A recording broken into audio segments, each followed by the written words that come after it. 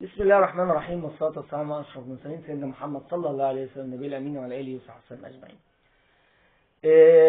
في تخيل كده في ضوء الحديث النبوية، ازاي البني آدم في قبره، لأنه أول حاجة بيحاسب عليها عند قبره هي الصلاة. إن صلحت صلح سائر عمله، وإن فسد فسد سائر عمله.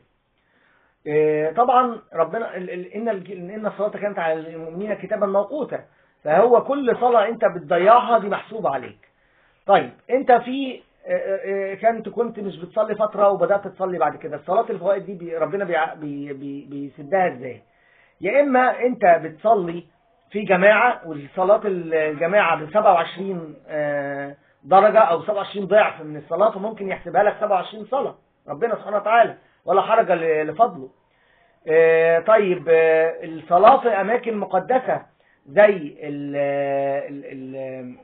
المسجد الحرام ب100,000 صلاة، ومسجد الأقصى ب500 صلاة، ومسجد النبوي ب1000 صلاة، فدي بيجبر بيها النواقص.